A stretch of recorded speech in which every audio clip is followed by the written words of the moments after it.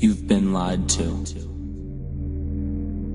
If you care to see the plain and simple truth of our near future, listen carefully. To truly change things. Not Barack Obama change, actual change. To truly change things. This is history as big as history can be made. We're all artists, but as soon as they get into the school system, bang, it's gone. Secret societies were set up to preserve human knowledge. As we understand this consciousness and how it changes what we do. This is the year our eyes open to the master orchestrator of all large-scale events. So in these stressful times, art is what brings about change, nothing else. The greatest war this planet will have ever seen is not far away.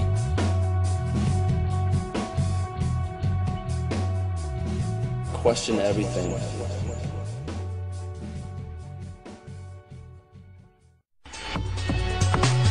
Peterborough FM, one station, many communities.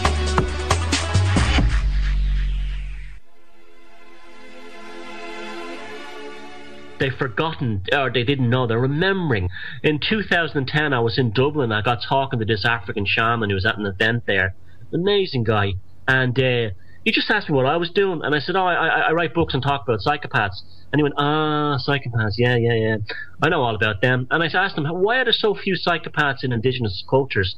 And he said, oh, well, it's because it is what he called it. He says psychopaths are the demon world trying to invade this world. Absolutely, yeah. I agree with that. And he said, and then I said, well, why do we have so many of them in the West? And he says, it's because you hate yourselves.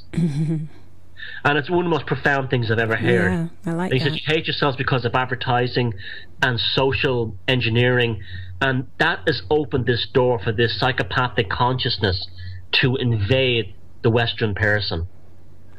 And that was, even though I came from this thing in the scientific way and the psychology thing, as much as I could, I was never going to discount that there may be some aspect like that to it.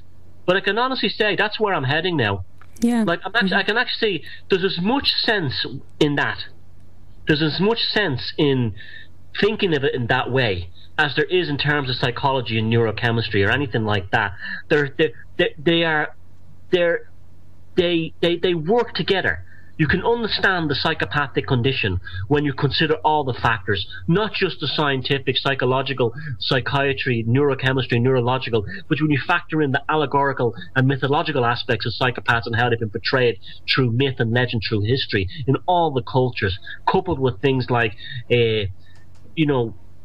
just understanding it from a sort of the concept of the collective unconscious in terms of this. It's true. It's like I've actually, I've done so many events now, and I've listened to a lot of other speakers talking about all kinds of things, and it's now, to me, it's a spiritual war almost. It's a war between the empathic consciousness and the psychopathic consciousness. The Battle of Armageddon has begun, and it's begun in the domain of human consciousness. And for the first time ever, I think now we're fighting back since we've stopped being indigenous people. You understand? Yeah. Like wherever our ancestors came from, mine would have been Druids or whatever like that. Since those times, the awakened community, what we have now, is the first salvo that we've fired back at them. Mm-hmm. And I really, I just love everything that you're saying, and I'm a believer in what that shaman said as well. And I can very much see it. There's a shadow element that exists within the world that we live in. There's what you can see and there's what you can't see. And depending on how you're wired is how this shadowy influence can come into you or can be penetrated into our consciousness and the way that the world is governed. And I'm finding, and I know of course you can see it too very, very, very clearly, the television shows, the movies, everything is about a vampire or some kind of demon chaser, or it's getting so in your face now that there's no running away from it. There is a definite push of darkness coming into mainstream entertainment, and it's cool to be a vampire, it's cool to be these types of things, it's cool to be a parasite, I guess, if you could even say. Yeah. And there's something inherently wrong there, but not many people, not everybody is getting it like that. Yeah, well, when I was in my late teens, early 20s, I played in goth bands and stuff like that. And the goth scene then was very different than it is now. It was more like a Victorian melodramatic dress-up thing, more along the kind of English romantic kind of thing. You know, a bit of like powdered makeup to make you look. Meets Hammer horror films from the 60s. So it was very, very innocent, very innocent. Yeah. Now, when you look at like goth websites or goth culture magazines, it's young girls with their throats slashed in public toilets, or they've been eviscerated and their guts are hanging out. What's supposed to be their guts hanging out beside a urinal. And this is what you're talking about. This is the psychopathic infection. We have to think of the psychopath as we would a public health issue. It's a disease we must get rid of by isolating ourselves from it. Not only by getting the psychopaths out of our lives, of our personal lives, and not complying with the psychopathic control grid, but also decontaminating our consciousness of the kind of things you're talking about. Get rid of that bloody TV.